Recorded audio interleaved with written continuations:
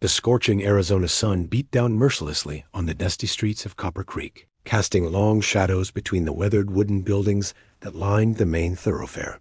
The year was 1885, and the small mining town buzzed with the constant sound of pickaxes against rock and the rumble of ore carts.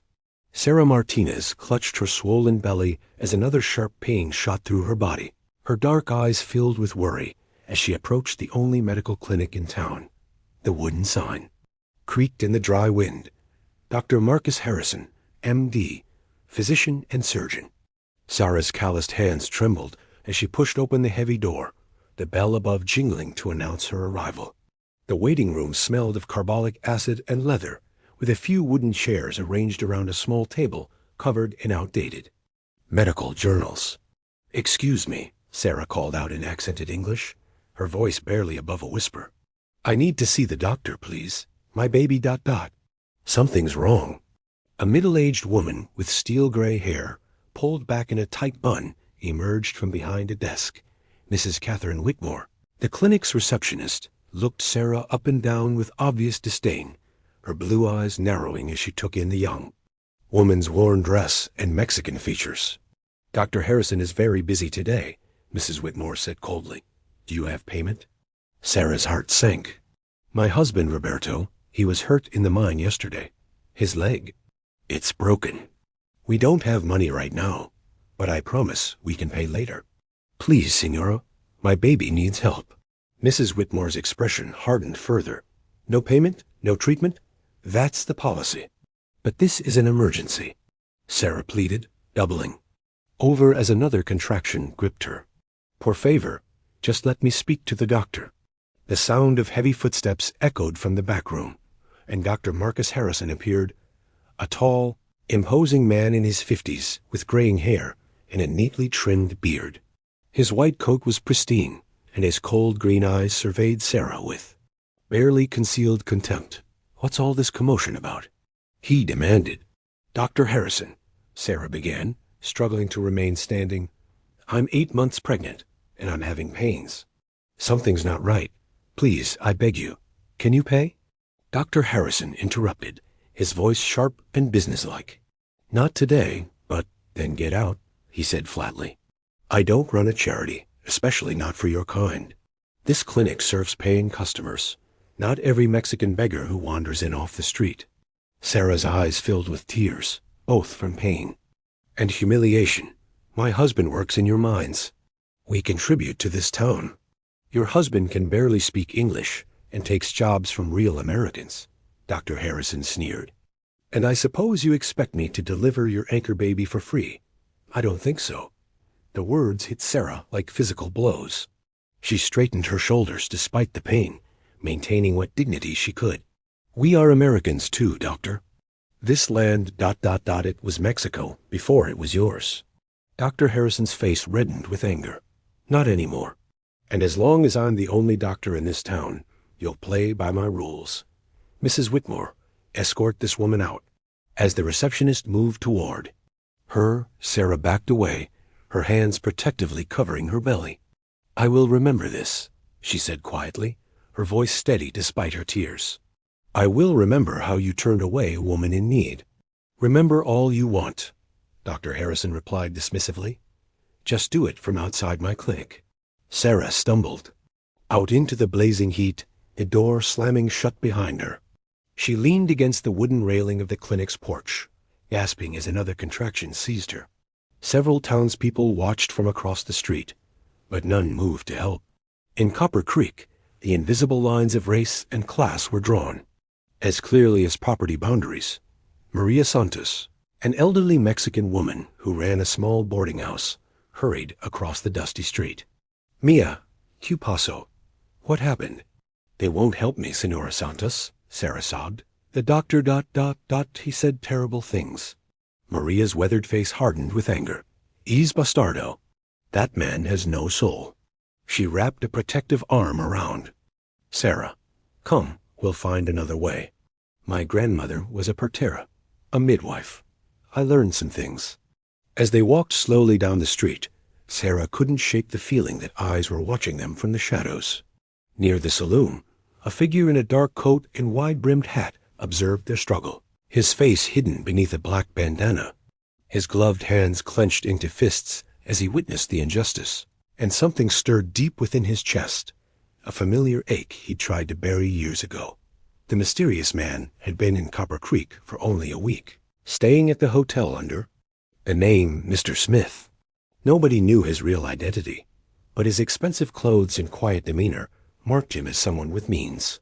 What they didn't know was that he had come to Copper Creek for a very specific purpose, one that Sarah's plight had just made intensely personal.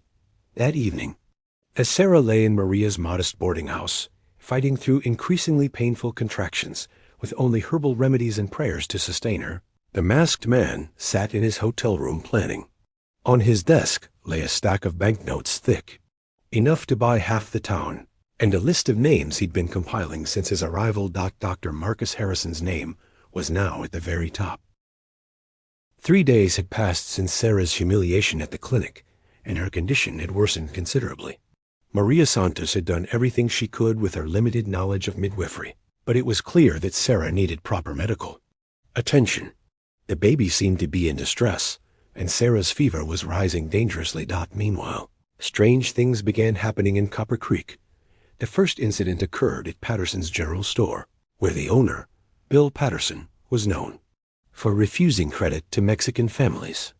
Tom Reeves, a Mexican-American miner whose children were often hungry, approached the store that morning, as he had every day for weeks, hoping Patterson might extend him just enough credit for basic flour and beans until payday. "I told you before." "Reeves," Patterson said gruffly, not looking up from his ledger. "No credit for your kind. Cash only." Tom's shoulders sagged. His wife Elena was sick, and they had nothing left to eat. "Mr. Patterson, please. My children haven't eaten in 2 days. I get paid Friday. I can give you extra for the trouble. Friday's 3 days away." "Not my problem," Patterson replied coldly. Just then, the store's bell chimed, and a figure entered, a man in a dark coat and hat, his face partially obscured by a black bandana pulled up to his eyes. He moved with quiet confidence, his boots clicking softly on the wooden floor. "Excuse me," the stranger said, his voice cultured and calm. "I'd like to pay for this gentleman's groceries." Patterson looked up, startled. "What?" "Mr. Reeves here needs supplies for his family. I'd like to cover his bill." The stranger placed a stack of silver dollars on the counter. "This should cover whatever he needs, plus enough credit for the next month." Tom stared in amazement. "Senator, I don't understand." "Why would you?" "Every child deserves to eat," the stranger said simply. He turned to Patterson. "I trust this is sufficient?" Patterson's eyes widened at the money. "Yes, sir. More than sufficient." "Good. And Mr. Patterson?" The stranger's voice carried a subtle warning. "I expect Mr. Reeves and his family to be treated with the same respect you'd show any paying customer." Patterson nodded quickly, suddenly very interested in being accommodating. As Tom gathered supplies for his family, tears in his eyes, the mysterious benefactor slipped out as quietly as he had arrived. Word of the incident spread quickly through the Mexican quarter of town, whispered conversations full of wonder and speculation. The second incident happened that same afternoon at the clinic. Dr. Harrison was in his office, counting the day's receipts, when Mrs. Whitmore knocked on his door. "Doctor, there's a gentleman here to see you. Says it's about payment for services." Dr. Harrison looked puzzled. "I haven't provided any services that haven't been paid for." The door opened, and the same masked figure entered, now wearing a long black duster that concealed his build. Only his eyes were visible above the bandana, piercing blue eyes that seemed to look right through the doctor. "Dr. Harrison," the stranger said, his voice polite but carrying an undertone of steel. "I understand you recently turned away a pregnant woman in need." Dr. Harrison stiffened. "My clinic, my rules. I don't discuss patient matters with strangers." "Of course not. That would be unprofessional." The stranger reached into his coat and withdrew a thick envelope. "I'm here to pay Sarah Martinez's medical bill. All of it, including prenatal care, delivery, and any complications that may arise." He placed the envelope on Dr. Harrison's desk. The doctor opened it and gasped There was more money than he typically made in 6 months. This is quite generous, Dr. Harrison stammered, his greed warring with his prejudice. Mrs. Martinez is to receive the same quality of care you would provide to any wealthy patient, the stranger continued. The same respect, the same attention to detail. Is that understood? Dr. Harrison's eyes never left the money. Yes, of course. When would you like me to examine her? Immediately. She's been in labor for 3 days with no proper medical attention. If anything happens to her or her child because of your delay, ...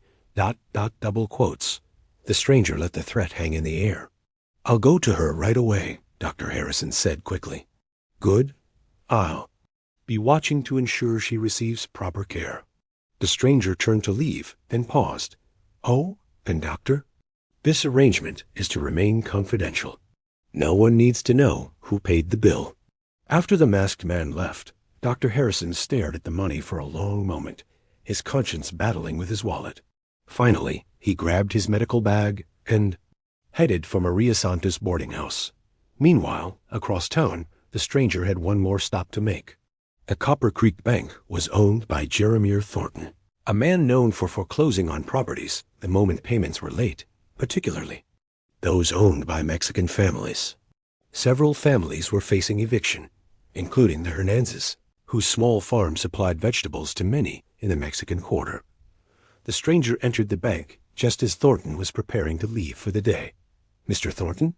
I'd like to discuss some outstanding mortgages. Thornton looked up suspiciously. What business is it of yours? I'd like to pay them off. The stranger produced another envelope, even thicker than the one he'd given Dr. Harrison. The Hernandez farm, the Morales family home, and the Santos boarding house. I believe they're all facing foreclosure? Thornton's eyes widened as he saw the amount of money. This would pay off all their debts, and then some. Consider the extra a donation to their accounts.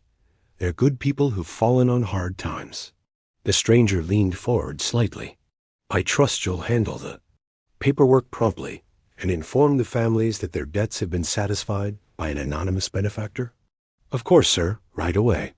As the stranger left the bank, Thornton sat staring at the money, wondering who this mysterious man could be and why he was spending such enormous sums to help people most of the town considered beneath notice. That evening, as Dr. Harrison successfully delivered Sarah's healthy baby boy, a difficult birth that required all his medical skill, word spread through Copper Creek's Mexican community about the mysterious masked man who was paying bills and saving families. Some called him an angel. Others wondered if he might be a bandit with a guilty conscience. But in his hotel room, removing his bandana and staring at his reflection in the mirror, the benefactor was neither angel nor bandit. He was Jonathan Whitfield, heir to one of the largest silver fortunes in the Southwest. And he had come to Copper Creek because this town held the darkest secret of his past, a secret that Sarah Martinez's suffering had brought painfully back to the surface. As he heard the church bells ringing to celebrate the birth of Sarah's son, Jonathan made a decision. Paying individual bills wasn't enough. If he was going to find redemption for what had happened in this town 15 years ago, he would have to do something much bigger. He was going to change Copper Creek entirely.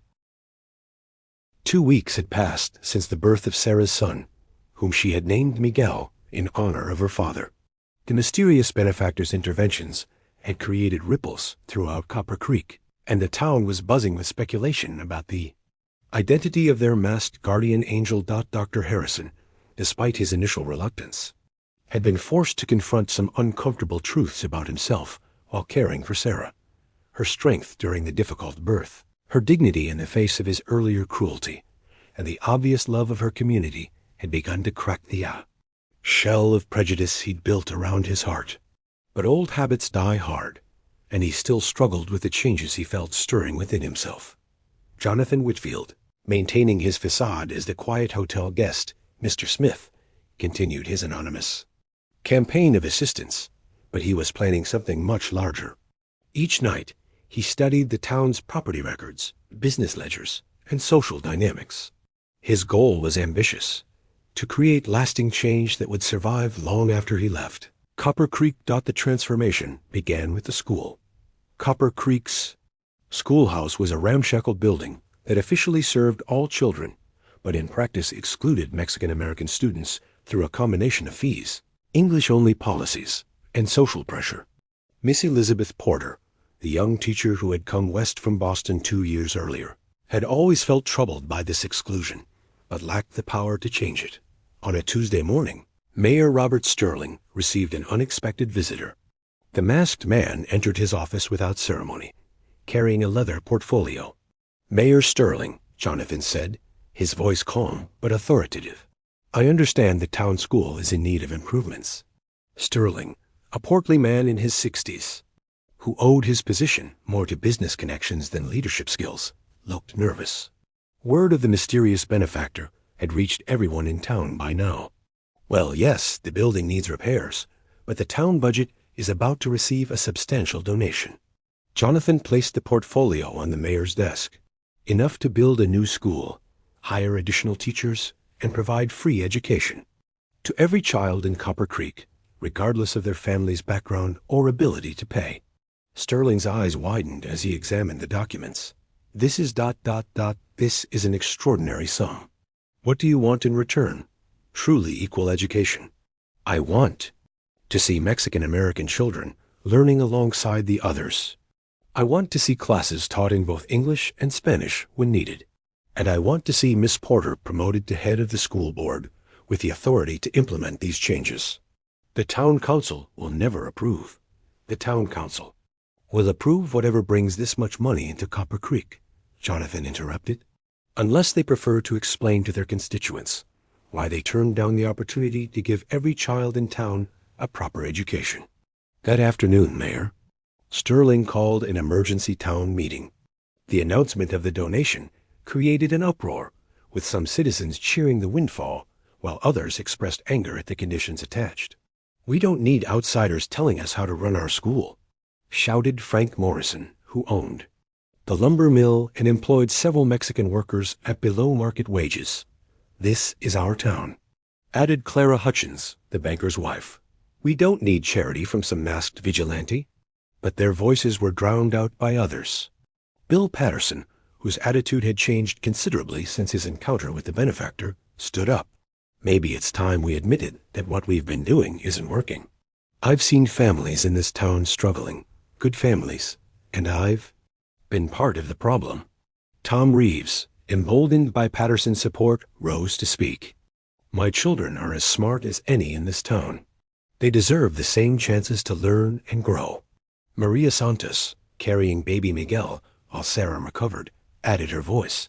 "Our families have been here for generations. This land was ours before. The borders changed. We are not asking for charity. We are asking for justice." The debate raged for hours, but in the end, the promise of economic improvement won out. The donation was accepted, and Miss Porter found herself with unprecedented authority to reshape education in Copper Creek. Jonathan's plans extended far beyond the school.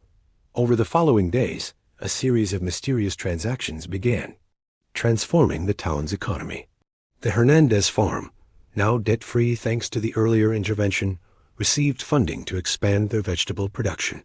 A new workshop appeared overnight, equipped with modern tools and materials, offering paid apprenticeships to young men regardless of their ethnicity. Most significantly, Jonathan purchased a controlling interest in the copper mine that employed most of the town's Mexican workers. Through a complex series of legal maneuvers conducted by lawyers from Phoenix, working conditions improved dramatically, wages increased, and safety measures were implemented that had been ignored for years. Roberto Martinez, Sarah's husband, was among the first to benefit. His broken leg had healed poorly due to lack of proper medical care, leaving him with a permanent limp that made mine work difficult. The new management offered him a position as a safety inspector, using his experience and knowledge of the mine's dangers to prevent future accidents. "I don't understand it," Roberto confided to Sarah as they sat in their small home, baby Miguel sleeping peacefully in his mother's arms.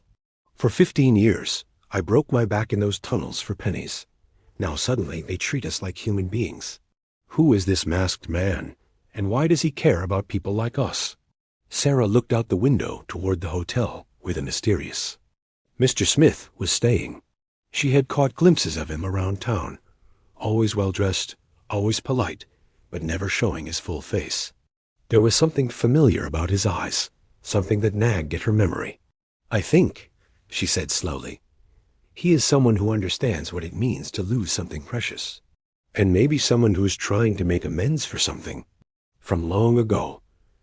Her intuition was more accurate than she knew. In his hotel room, Jonathan was staring at a faded photograph, a picture of a young Mexican woman with kind eyes and a gentle smile. Isabella Morales had been her name, and she had died in this very town 15 years ago, denied medical care for the same reasons that had nearly cost Sarah and her baby their lives. Isabella had been pregnant with Jonathan's child Dot at 19. Jonathan had been wild and rebellious, working in his father's mine under an assumed name to prove he could make it on his own. He and Isabella had fallen deeply in love, planning to marry despite the social barriers that stood between them. But when she became pregnant and complications arose, the same Dr. Harrison, who now practiced in the new clinic, had refused to treat her. She had died in agony, along with their unborn child, while Jonathan was away on business, unaware of her condition. He had left Copper Creek in grief and rage, eventually returning to his family's fortune, but never forgetting the injustice that had cost him everything he truly valued. For 15 years, he had carried the guilt of not being there when Isabella needed him most. Now, seeing Sarah's struggle, he had returned to ensure that no other woman would suffer as Isabella had. The changes in Copper Creek were remarkable, but they were also creating tension. Not everyone welcomed the shifting social dynamics. A group of the town's more prejudiced citizens, led by Frank Morrison and Clara Hutchins, began meeting secretly to discuss how to resist what they saw as an unwelcome transformation of their community. "This masked man is destroying our way of life," Morrison declared at one of their clandestine gatherings. "Next thing you know, they'll want to vote, own businesses, maybe even run for office." "It's unnatural," agreed Hutchins.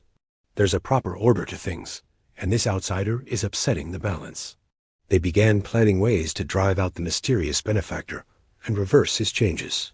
But they underestimated both the depth of his commitment and the support he was building among the townspeople, who were benefiting from a more just society. As Jonathan prepared for the next phase of his plan, he knew that the real test was coming. Creating change was one thing. Making it survive opposition and outlast his own presence in Copper Creek would be quite another. But he was determined that Isabella's death would not have been meaningless, and that Sarah's son would grow up in a world where the color of his skin and the language of his ancestors would not determine the limits of his dreams. The confrontation Jonathan had been expecting finally came on a dusty Thursday afternoon in late October. Frank Morrison had gathered a group of about 20 men, some carrying rifles, and they marched down Main Street toward the hotel where Mr. Smith was staying. Word spread quickly through the town, and people began gathering to watch what everyone sensed would be a pivotal moment in Copper Creek's history. Jonathan was sitting on the hotel porch when he saw them coming. He had been expecting this day, and in some ways, he welcomed it. The time for operating in shadows was coming to an end. "We know you're in there," Morrison shouted from the street. "Come out and face us like a man, you coward." Jonathan stood, slowly, checking his pocket watch. 3:30 p.m. Perfect timing for what he had planned. He stepped to the edge of the porch, still wearing his bandana, his hands relaxed at his sides. "Gentlemen," he said calmly, "what can I do for you?" "You can get out of our town," Morrison snarled. "Take your money and your bleeding heart ideas and go back where you came from." "This is our town," added Pete Collins, Morrison's foreman. "We don't need some outsider telling us how to live." Jonathan noticed that the crowd gathering to watch was much larger and more diverse than Morrison's group. Tom Reeves stood with several other Mexican miners. Miss Porter was there with some of her new students. Dr. Harrison had emerged from his clinic looking conflicted. Even Mayor Sterling was present, though he seemed to be trying to position himself to side with whoever came out ahead. "You're right," Jonathan said, surprising everyone. "This is your town. All of yours." He gestured to the entire crowd, not just Morrison's group.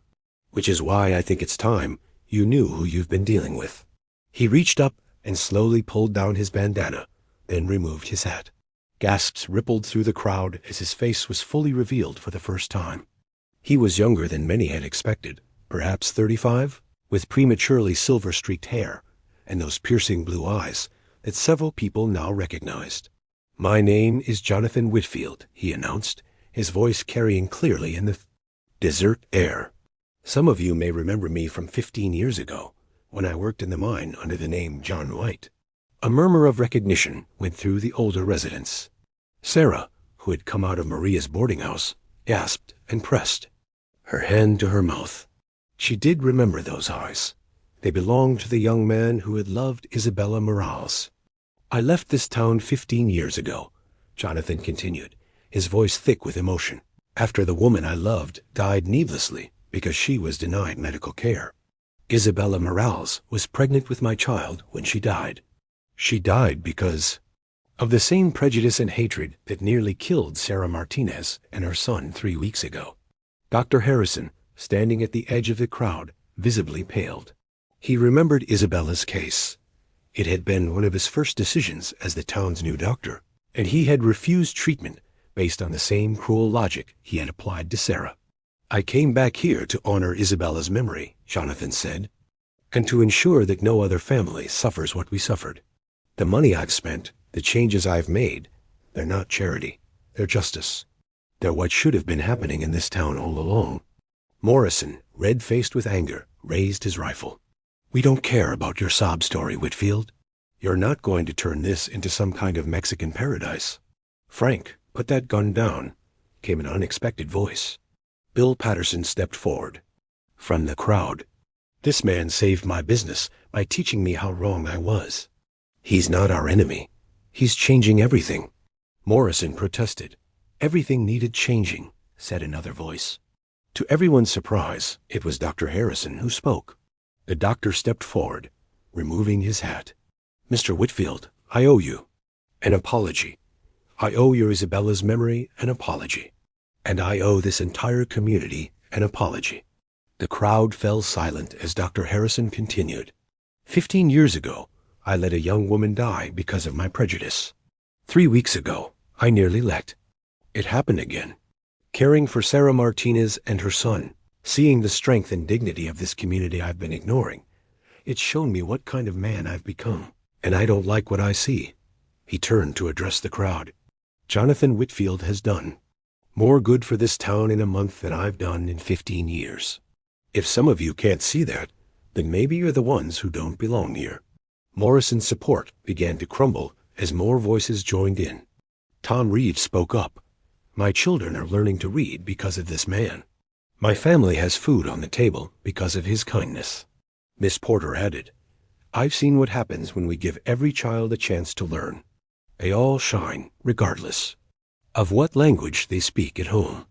Even Mayor Sterling, sensing the shifting tide, cleared his throat. "The town has prospered more in the past month than in the previous 5 years combined." Morrison looked around desperately, realizing that his coalition was dissolving. "You're all fools.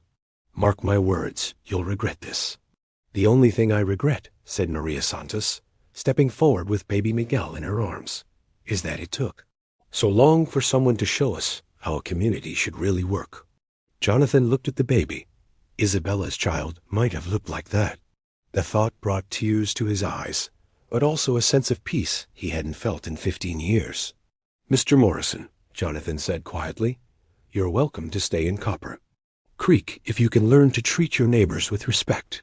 But if you can't, I'm prepared to buy out your business and help you relocate somewhere more suited to your preferences." Morrison, seeing that he was isolated and outnumbered, lowered his rifle. "This isn't over," he muttered, but there was defeat in his voice. "Yes, it is," Jonathan replied firmly. "The old Copper Creek is over. What happens next is up to all of you." Over the following weeks, Morrison and a few of his most ardent supporters did indeed leave town, selling their properties to Jonathan, who in turn made them available to families who had never before been able to afford land ownership. Jonathan himself stayed in Copper Creek for another 6 months, working openly now to establish institutions and systems that would maintain the town's new character long after his departure. He endowed a permanent fund for the school, established a community council with representation from all of Copper Creek's diverse population, and worked with Dr. Harrison to build a larger clinic that would serve everyone regardless of their ability to pay. The doctor, genuinely transformed by his experiences, became one of Jonathan's closest allies in ensuring that medical care would never again be denied based on race or economic status. On the day Jonathan finally prepared to leave Copper Creek, the entire town gathered to see him off. Sarah approached him with Miguel, now a healthy 6-month-old baby. "Senator Whitfield," she said softly, "I never got to properly thank you. You saved not just my son's life, but gave him a future full of possibilities." Jonathan gently touched the baby's cheek. "Isabella would have loved to see this," he said quietly. "A world where children like Miguel can grow up to be anything they dream of becoming." "She did see it," Sarah replied. "Through you, she made it happen." As Jonathan's carriage rolled out of Copper Creek, he looked back at the thriving, integrated community that had emerged from the divided town he had found. The school was full of children of all backgrounds learning together. The mine operated safely with fair wages for all workers. The main street bustled with businesses owned by families who represented the full diversity of the American Southwest. Most importantly, he could feel that Isabella's spirit was finally at rest. In the years that followed, Copper Creek became known throughout Arizona Territory as a model of what a truly American community could be, a place where opportunity was determined by character and effort rather than the color of one's skin or the accent in one's voice. When statehood came to Arizona, several of Copper Creek's Mexican-American residents were elected to the territorial legislature, and Miguel Martinez would eventually become one of the state's first Latino physicians. The town's success attracted national attention, and journalists came from as far away as New York to write about the Copper Creek miracle. But the people who lived there knew the truth. It wasn't a miracle at all. It was simply what happened when a community decided to live up to its highest ideals instead of its lowest fears. And in the town cemetery, under a simple headstone that read, "Isabella Morales, beloved and remembered," fresh flowers appeared. Every year on the anniversary of her death, placed there by townspeople who had never known her but understood that her memory had helped transform their world. Jonathan Whitfield returned to his family's business empire, but he carried the lessons of Copper Creek with him. He spent the rest of his life using his wealth to support causes of social justice, always working quietly, always remembering that real change comes not from grand gestures, but from the accumulated weight of many small acts of courage and compassion.